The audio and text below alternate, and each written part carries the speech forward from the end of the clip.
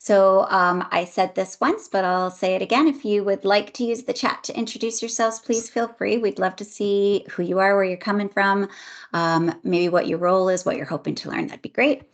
Please do keep your mics muted for this session. We will be pausing at key points and allowing questions at that time. So you can unmute yourself at that time. Otherwise, please use the Q&A function for your questions. We'll be monitoring that throughout. And of course, we will be allowing time at the very end for questions and discussion. I guess next slide, please. Oh, I should say, sorry, this webinar will be recorded for outreach and training purposes. So we will be recording this now. All right, before we get into the content, I would like to begin by acknowledging the Indigenous peoples of all the lands that we're on today.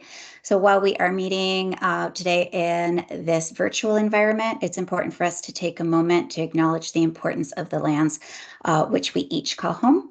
We do this to reaffirm our commitment and responsibility in improving relationships between nations and to improving our own commitment and our own understanding of local Indigenous peoples and their cultures. I'm presenting today from London, Ontario, and I would like to respectfully acknowledge this land as the traditional territory of the Anishinaabe, Haudenosaunee,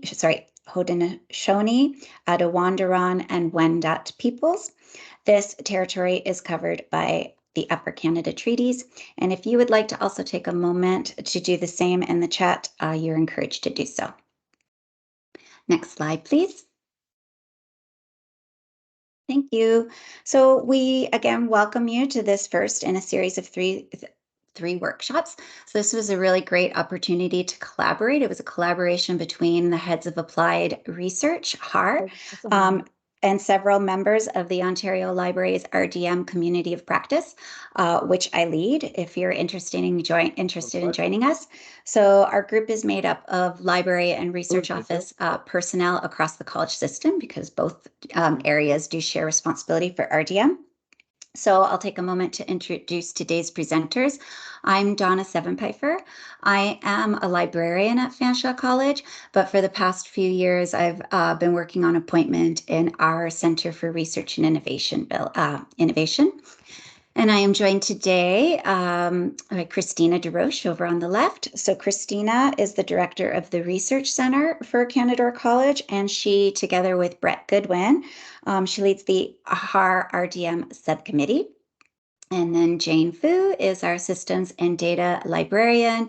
And at the top of the slide, we have Oliver Goodison Powell, who is the Research Data and Ethics Board Coordinator at Conestoga College, and Kaylin Caspary, who is the STEM and Data Librarian at Durham College.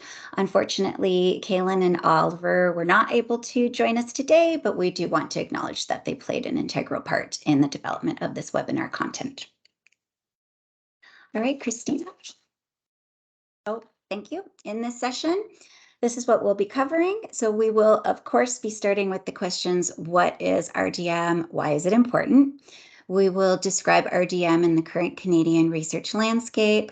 We'll provide you with an overview of the research data lifecycle.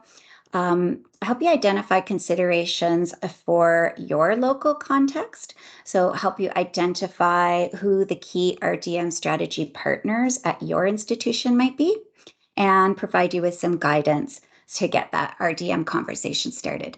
And as I said, at the end, we will have some time for Q&A. Next slide. Awesome. So thanks, Donna, for that. So before we begin, we want to launch a poll to kind of do a pre-assessment of your confidence with RDM, obviously. So I'm going to launch that now. Please feel free to respond.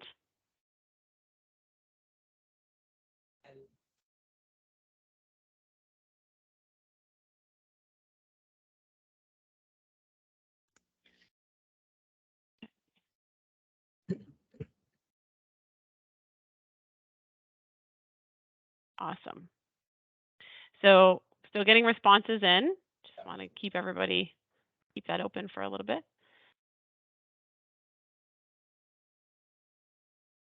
All right.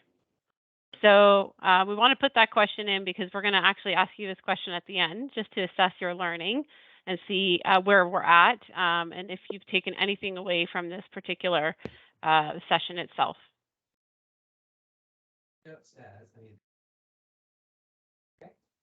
Okay, we have another question for you all. Just launch that for you. So we want to know how you're feeling about the RDM strategy development progress at your institution or with yourself. So there you go.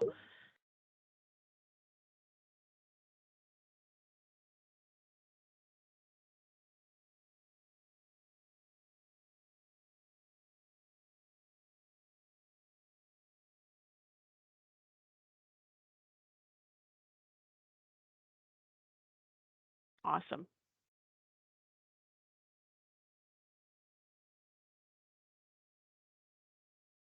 Great. Okay, so let's move on to the next portion. This is actually pretty good feedback for us because it tells us where everybody's at in their journey, knowing that a good chunk of you, about 50% of you, are actually ready in terms of your strategy being in development, but also knowing that it confirms some of what we also know that not sure where to start. Okay, awesome. Okay, so let's start with just a basic kind of understanding of, what is RDM. And so to really understand research data management, we need to start at the beginning of, what is research data. And so research data is really seen as output, and that's defined from the tri-agency themselves. But it's really output that's collected, it's observed, it's created for the purposes of analysis to produce or validate kind of original research results. And so from that, at our institution, we undertook the brainstorming session of, what could we include as examples of research data? And from that, we said data that's generated by equipment, computations, things that can be analyzed, information that's been collected or observed that helps validate a question. It can also include things such as storytelling, narratives. It can include images, recordings, artifacts, art itself. It could be raw data, and we'll talk about what does raw data really mean. That's not necessarily published, but it really just needs to be managed or organized in some capacity. And we all know that data itself can be qualitative or quantitative in its approach, looking at hard numbers, data points, to basically a greater understanding of, life stories, for example. So research data management is really just a general term that covers how you organize that data. How do you structure it, store it, for example? How do you care for that information once you have it? And so it includes things like planning, how your data will be looked after. And for many funders, as we know, this is a big priority. It's really looking at how do data plans become part of the application process itself. So how you deal with the information on a day-to-day basis is really research data management within a lifetime of a project. And what happens to that data in the longer term and what you do with that data after the project concludes is also part of this process. So this is a handy little graphic that we're going to actually reference in the next, in all 3 sessions that we hold on research data management. And it's important to remember this because there are various types of data. We talk about raw data, curated data, published data, and metadata. And you'll hear these terms come up often in our sessions. So raw data is really known as the primary data that we use or we collect in those projects. It's data that's collected from a source. It's not been cleaned, it hasn't been aggregated or analyzed in any capacity. Curated data is really looking at the organization and maintaining of that data in some capacity, and looking at how can it be accessed by other people that are looking for that information. Published data, however, is about data or data sets that's used for public use. And it's about how do you make that data available to others outside as they want to engage with it.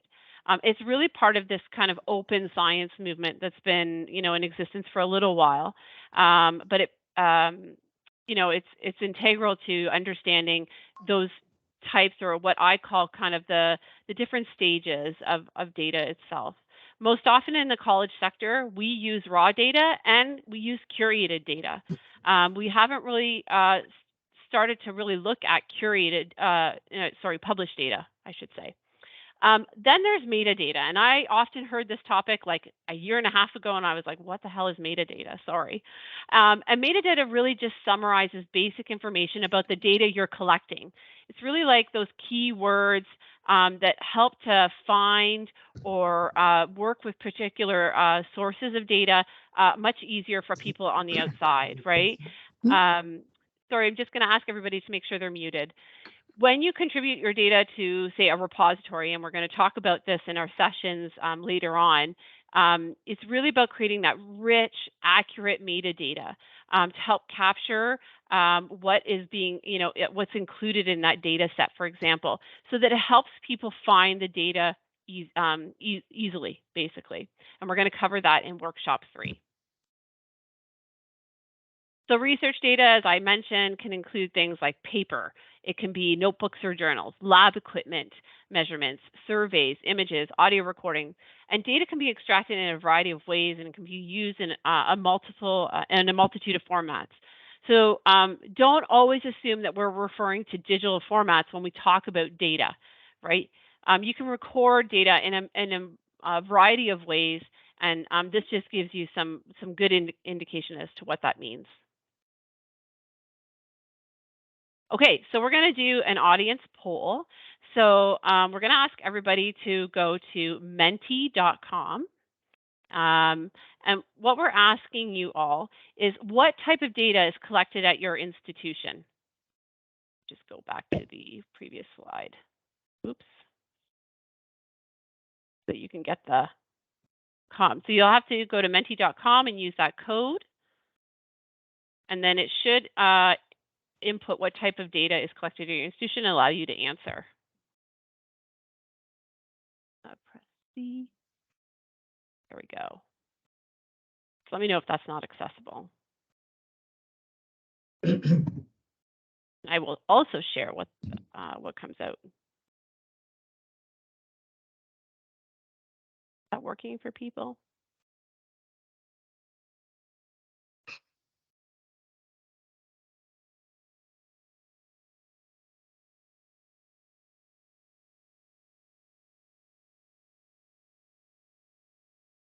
Oh.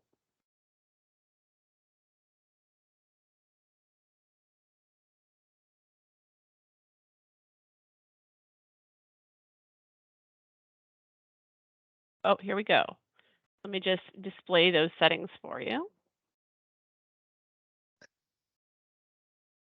Okay, here we go. We're going to get a nice little Wordle from everyone. There you go. I think you can enter up to 3 different keywords. So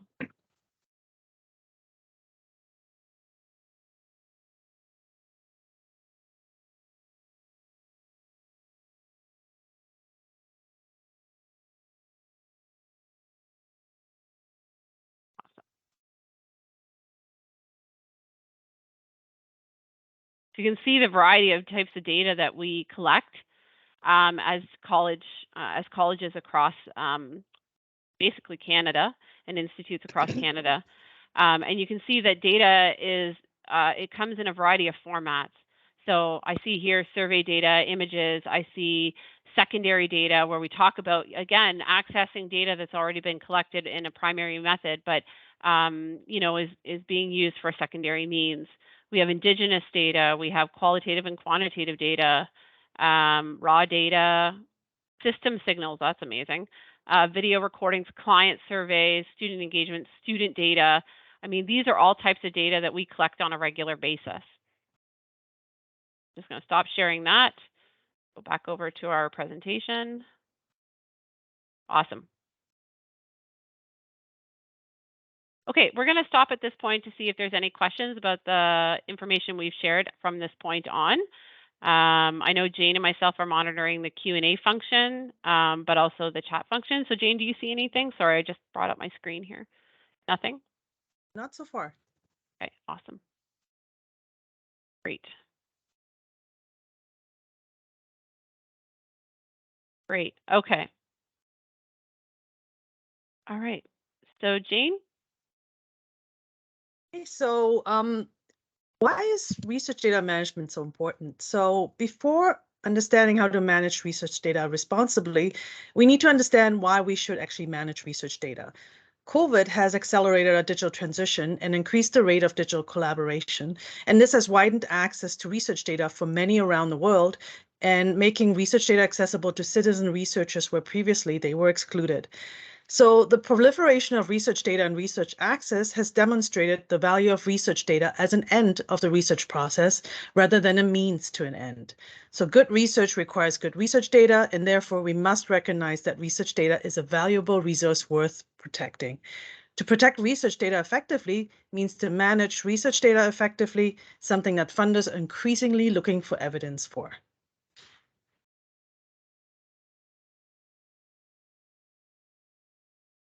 Awesome. So, what are the benefits of research data management and research, that process overall to researchers? We shouldn't consider research data management to be just another set of hoops to kind of jump through as we move through an application, for example, or we, set up a research project itself. Rather, it's a resource to really help us and ensure that the research is at its highest level, basically, with integrity. High level research obviously benefits researchers by showing their work its best at its best, basically, for others. Additionally, employing best RDM practices on a project ensures that a project itself can operate with minimal mistakes, smoothing out the research process and giving researchers more time to focus on research activities rather than the administrative aspects of the research project. Developing and implementing effective data management procedures can remove any of the potential pitfalls, help navigate through unavoidable ones, and overall can help with reducing risk for a project. It can benefit, researchers can also benefit less directly. If the quality of the research data improves, it increases the volume and availability of data for future projects as we progress. So it allows fellow researchers to find and understand completed research projects as well as replicate or reproduce those projects overall. If necessary, this comes with a benefit of also increased reach and publicity for the original project and researcher. RDM practices really allow data to be recycled in future research projects, extending the life of the research data itself, and really providing a large impact to the project many times over. It extends the lifespan. The extended lifespan can bring additional publicity for the institution itself, for the researcher, and for the data through repeated citations. And the benefits of RDM for researchers are really clear for us in the short and long term.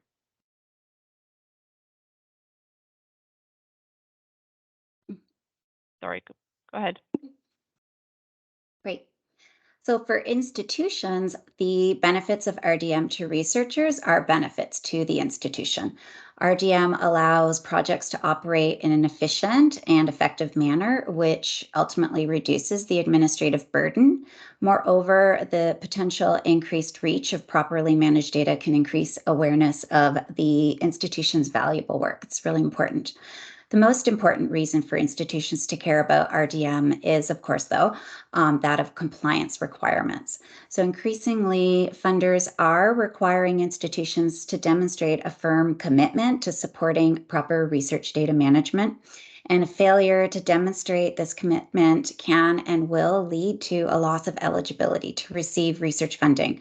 RDM then is very important for continued research activity at our colleges.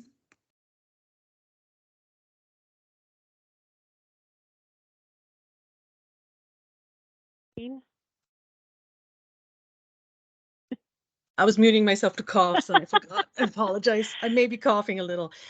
So the most important RDM obligation all colleges have is the tri-agency RDM policy.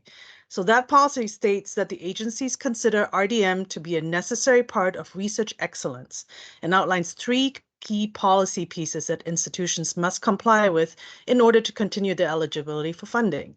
So these pieces are that of the institutional strategy, a document that outlines an institution's commitment to providing RDM support, the requirement for researchers to submit data management plans, and the eventual requirement that all projects which produce some form of publication must deposit their data into an improved repository. Next slide, please.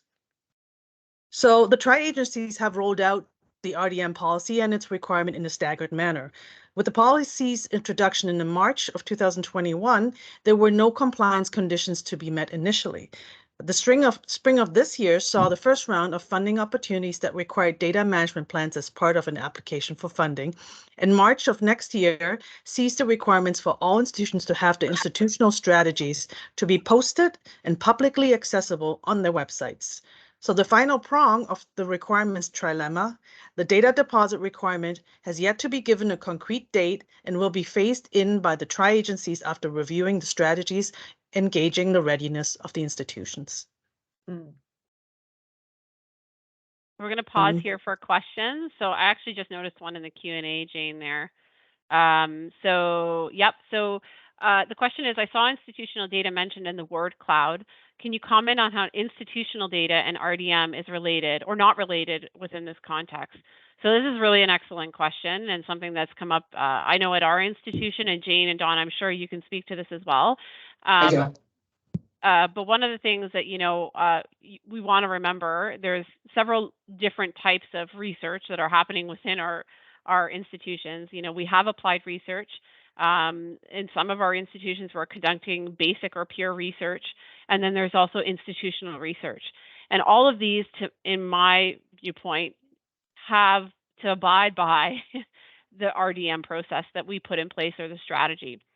When it comes to institutional data, however, such as student data that's collected, financial data, for example, what we've talked about at our institution is the fact that we lack a data governance policy overall. And what RDM has actually prompted is that data governance discussion that needs to happen. So we don't see RDM as being a part. It needs to actually be embedded within a data governance strategy and policy at your institution, and something that we've recommended to our senior team, and that we may engage in actually as we move through the course of developing our metrics and activities in the coming year. Jane or Donna, do you want to speak to that at all? No? Okay. Thumbs up. Okay, great.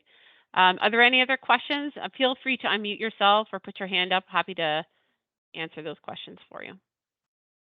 I don't see anything in the chat or in the Q&A right now. Yeah. Awesome. Okay, so, I don't know if I put this in the poll. I'll put this in the poll. So we have a new polling question. So really the poll, and I apologize, I didn't put this in the poll, and I'm not going to do it now because it's just going to take too much time.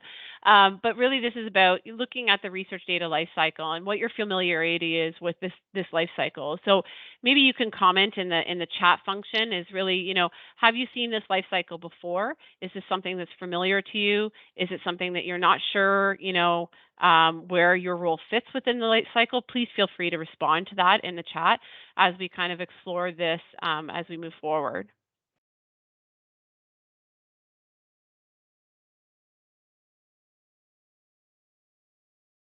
Okay.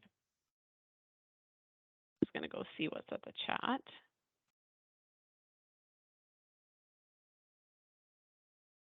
Awesome. And please be honest, if you're not familiar with it, it's okay. Because honestly, when I first started out, I wasn't familiar with it either. You just kind of dive in. Okay, so let's talk about the research data lifecycle a little bit. I want you to think about an applied research project as we kind of do this discussion, because most often we get this response from colleges and from my college colleagues that I'm not sure how RDM applies to us because we work with clients on a regular basis. Well, if we go back to this previous slide, you can see there are many different stages of data lifecycle, meaning the phases of project implementation or project planning overall. And when you start to scope a particular project with a client, for example, or a community partner, you're in the planning phases. So what you want to consider are things like, what data are you collecting? How are you collecting it?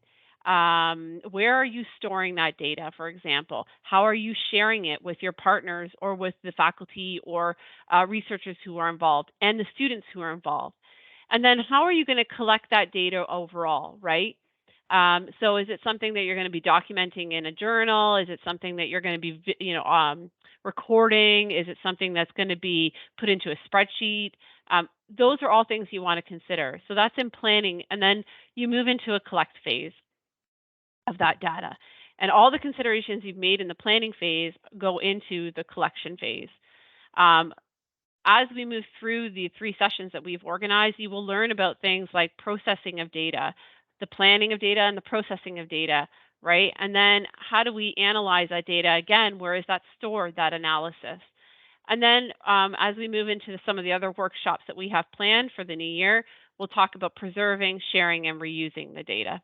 But I want you to think about that applied research project that we have with community and industry partners. Often you are generating data. You have to manage that data in an appropriate way that minimizes risk in terms of caring for their intellectual property. And so it's not just about, where do you record it, but how do you share it with them? Is it through USB key? Is it through SharePoint? Is it through email? Those are things that you need to consider, and they may not be always the best method of sharing. So the lifespan of research data is actually, again, and we want to reemphasize this point, is longer than the project itself. And again, it goes back to talking about, including the traditional collection and analysis stage, but it talks about also what happens in the planning phases before even that happens. And so research data can go well beyond initial investigators and investigation with things like reuse.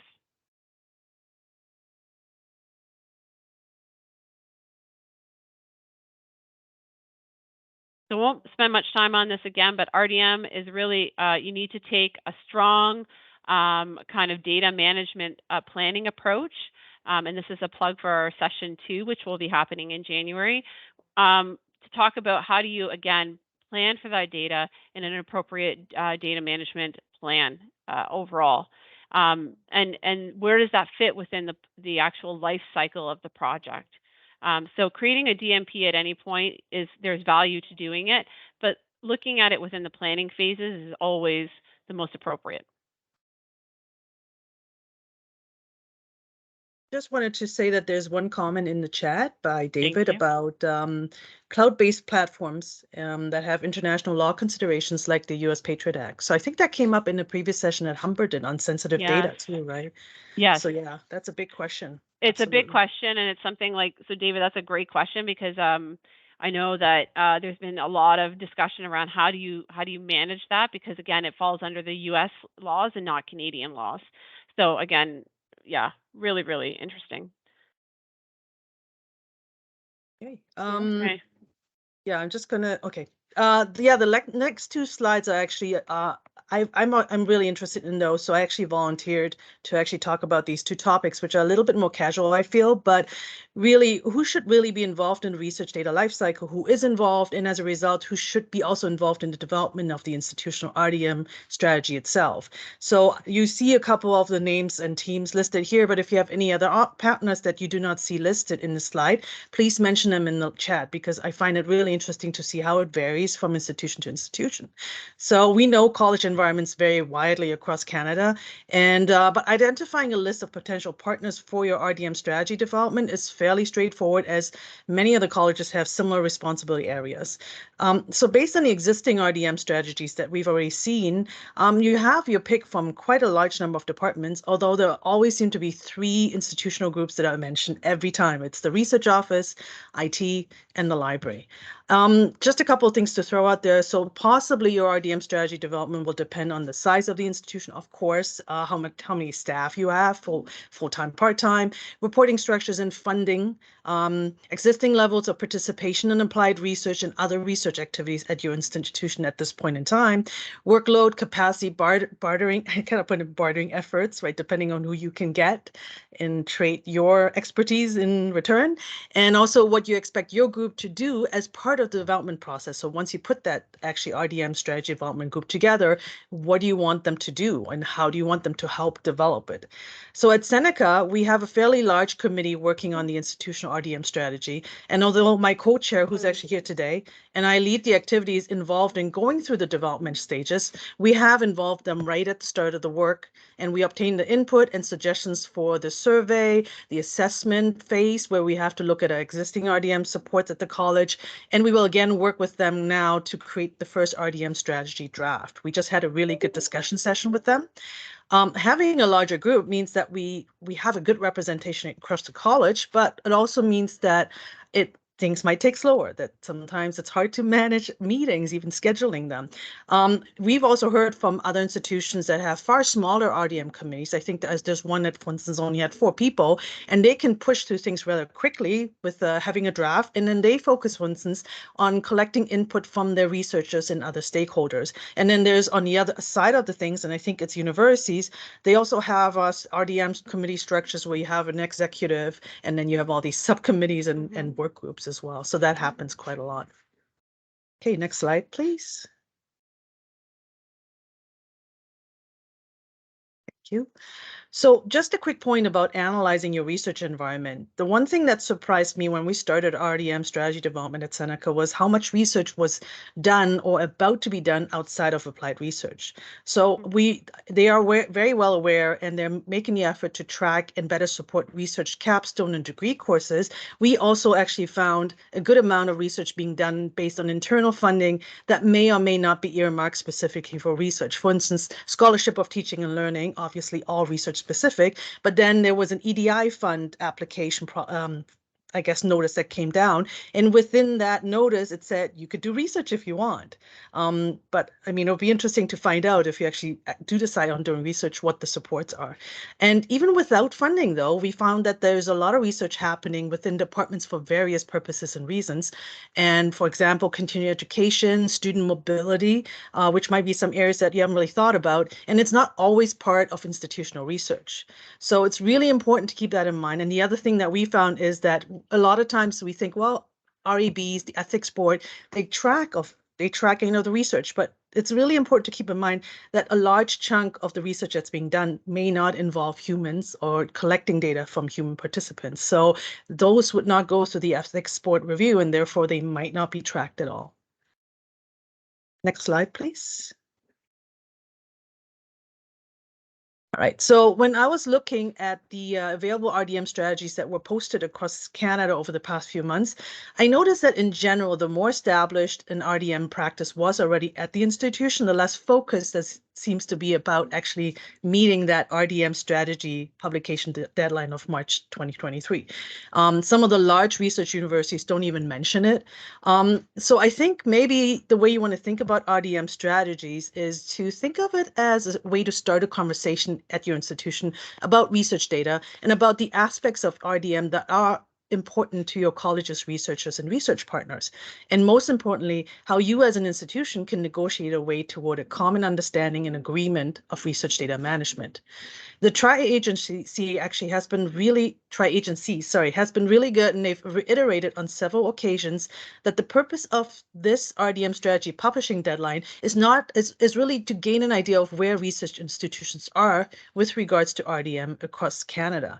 So therefore, the strategy shouldn't be seen as a finalized plan or a policy, but it should really be treated as a living document that is continuously reviewed and updated to represent the institution's unique action plan or roadmap to an RDM state that they would like to see that is realistic and also has realistic timelines.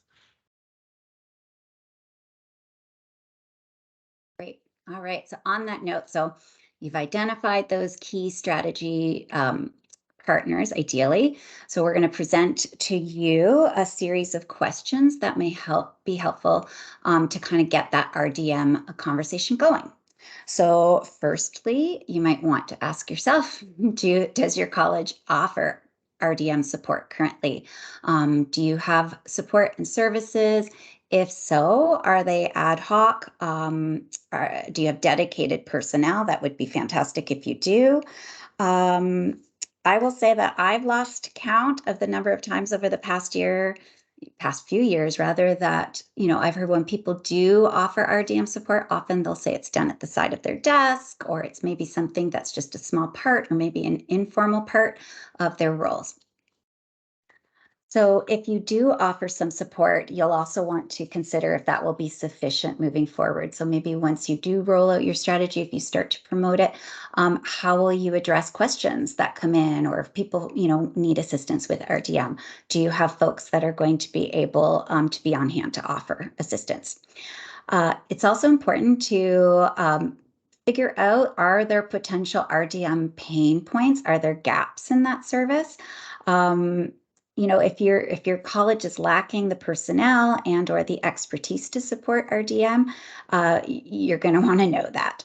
Additionally, when we start messaging to researchers, for instance, that granting agencies are going to start requiring DMPs, data management plans, chances are there might be some anxiety, maybe even some resistance among researchers, maybe some faculty frustration on the part of faculty that this will increase an already heavy workload. Maybe you'll have to deal with misconceptions around data sharing. I wouldn't be surprised to find that key personnel, key players that you've identified, maybe they have limited understanding of RDM. So maybe you have limited infrastructure. So it's a good idea to spend a little bit of time brainstorming, again, those potential pain points and gaps. Following this, will you plan to develop maybe a formal RDM service model? If so, what might that look like in its ideal state? For instance, will you provide researchers with regular training opportunities for RDM? Will there be IT support for things like data analysis software? We've heard a lot of our researchers say they would really love online space for, research collaborations. If support lives in different places, for instance, maybe the library will host a data repository, but the research office may help with DMPs for grant applications. How will you ensure that folks will know where to go? Go to this department for this service. How will you message that clearly? I think it's important for us to remember that not all colleges have librarians. Similarly, not all research offices, like not all research facilitators have expertise in RDM. So you may even need to explore adding new personnel to your team. And this will, of course, impact budgets. So there's a lot of consideration. Will you use a phased-in approach? This may be the most realistic option for many of us. We're not going to be able to achieve those ideal states overnight. Of course not, right? Okay, next slide now, Christina. Thanks. Sorry. That's okay. That's okay. So I'll just speak briefly about Fasha. At Fasha, we found it was very useful to approach all of those questions with a collective mind. We did have an RDM steering committee, and we also formed three different working groups. So again, together we took a good, candid look at our college's ability to support RDM, to support all the various research activities that Jane outlined. We want to support all of the research that happens. So we conducted an institutional survey, and we solicited individual input from our research group members. And there were things that, they said things that confirmed what we already thought, but then we learned new information as well. Again, I had heard anecdotally for a long time that folks really wanted, again, like statistical processing software, but it wasn't until we actually had the data from the survey, and again, IT sitting at the table when our researchers were saying that again and again, that's really when we had IT kind of sit up and again agree to support that. So that was really great. It was a way to advocate again for those supports. So again, I guess to wrap up a little bit, it's okay to find out that you don't know a lot about RDM. You'll have good days, you'll have bad days when you're developing that RDM strategy. So again, really important to gather your partners around you, have those kind of conversations. It's important to get the variety of perspectives. And again, like I said, it's not going to happen overnight. We're not going to transform our, research cultures at our institutions overnight. But again, to get buy-in from researchers, to get buy-in from our staff who are going to be working with those researchers, it's really, really important to have that kind of collective vision and a path, a roadmap, if you like, going forward. Now you can go to the next slide, Christina. Thanks. Before we get to the questions, Am I there talking are two, too much? No. There are two additional comments, though, that I just want to point out that were posted a little bit earlier. Yes. Once by Alexandra about the, well, that's actually of my interest too, institutional data governance policy development, because we don't have one right now either.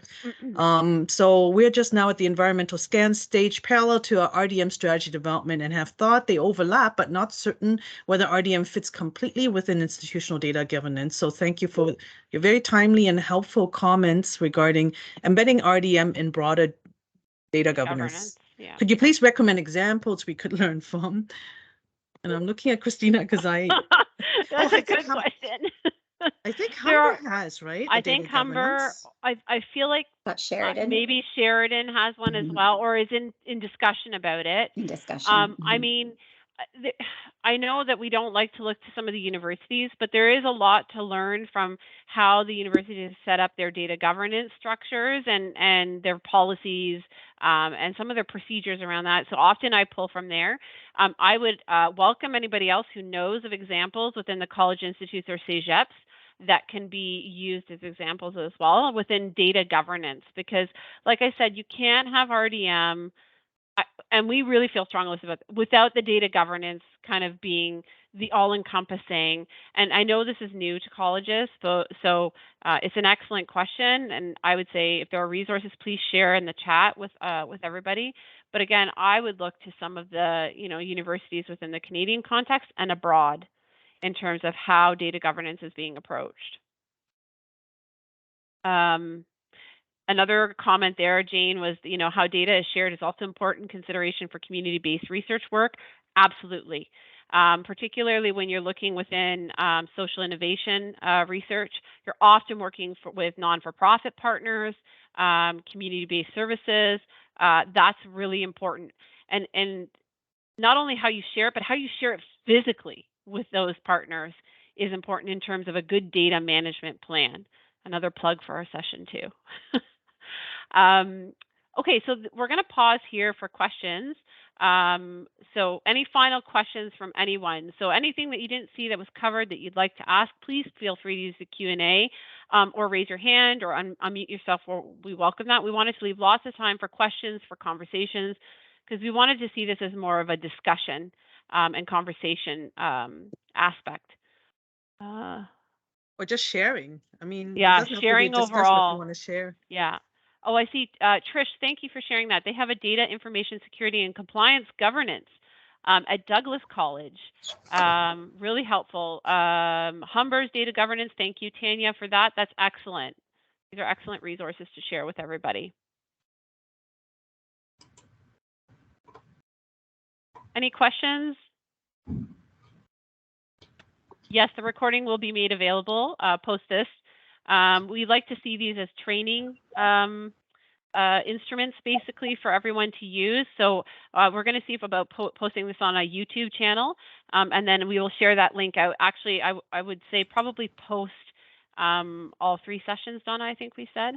Yeah, something to that effect. And we're also going to be creating a collection of resources as well. Did you want to speak to that, Christina? Yeah.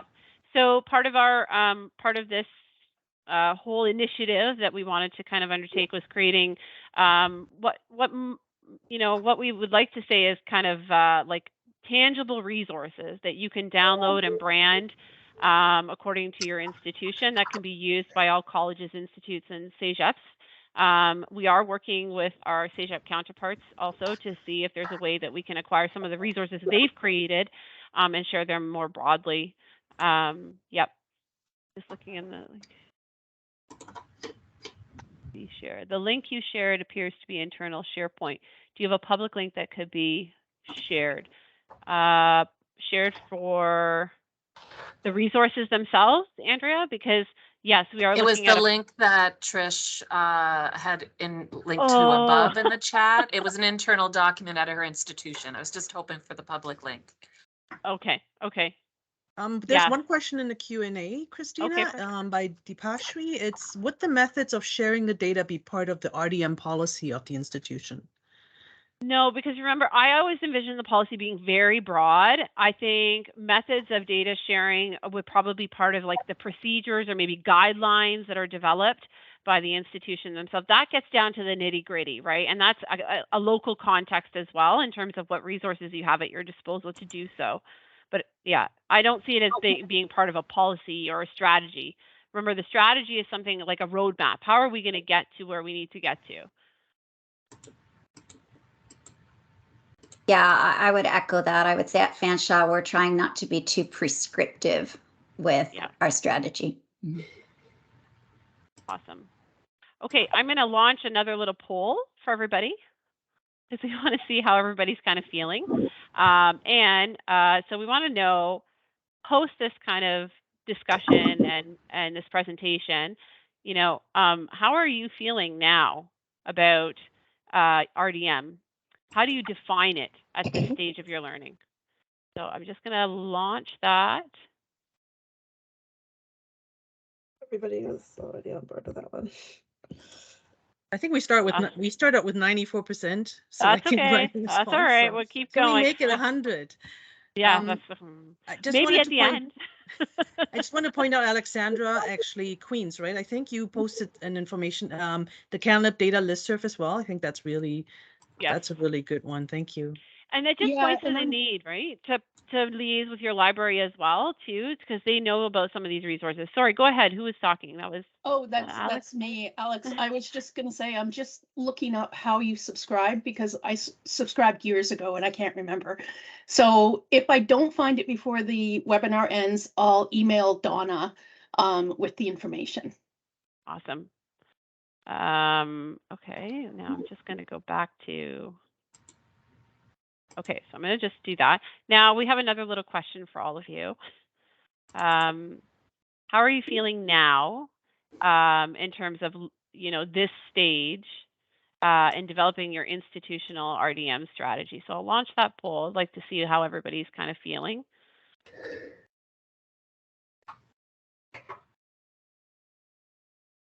Awesome. Whoa. Well, it just went from 100% to 39%, but that's okay. That's okay. We want to keep, with these sessions, we want to just continue to kind of build your confidence and leading this or in supporting this in some capacity. It's not about giving you all the answers right away. Awesome. Okay. Someone's asking about the slides. Will they be available later? Yes, they will be. We will be sharing them again via YouTube, I'm hoping, as a YouTube link. And the actual slides, we absolutely can share them as a PDF out to everybody. That's another option as well.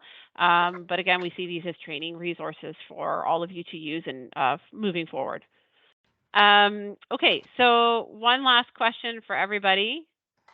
Sorry, Christina, can I ask how people are feeling? I'm curious. Like, can we share that? Yeah. You want to put it in the chat function, or do you? Yeah, or you can unmute yourself. No, I mean the results of the poll. Oh, did it not show? Okay, my apologies.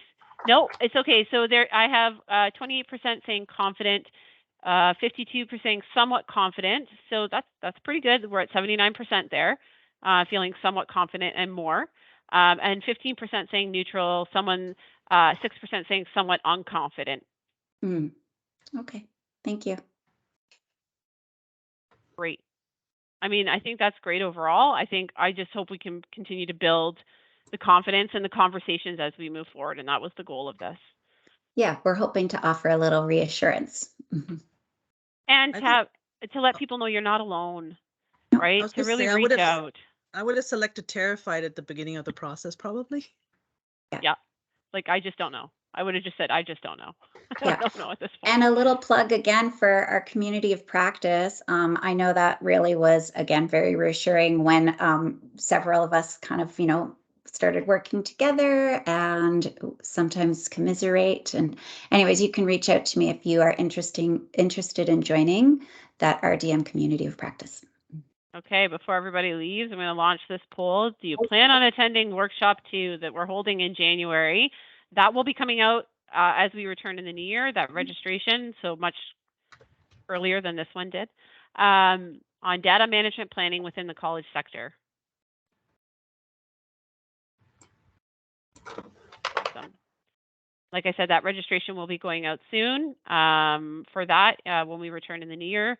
And then just to kind of, end things off, to say that, again, just to reinforce with everybody that these are meant to be training resources, conversation starters, at least for you all who haven't started or in the midst of.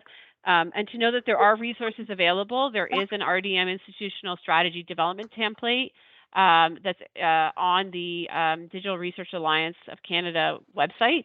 Absolutely advocate using that, as well as how to assess your own RDM capacity using the MAMIC model that is often talked about, and that's available on the DRAC website. And we can put those links, maybe, Donna, I don't know if you can put those links in the chat for everybody. Yeah, the links are on the slide as well, but yes. Okay, lovely. Okay. Yeah. Great. And then if there's any last questions or comments, please feel free to put those in the chat. I'm happy to answer those questions or at least start the conversation. Happy holidays. That's right. Oh, thank Yeah. God. Awesome. Awesome, everybody. So we want to thank you for your time. Please feel free to reach out if there's anything that comes up.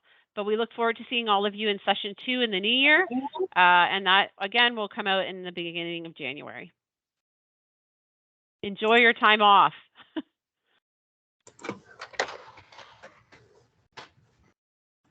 And Sid, you can stop the recording.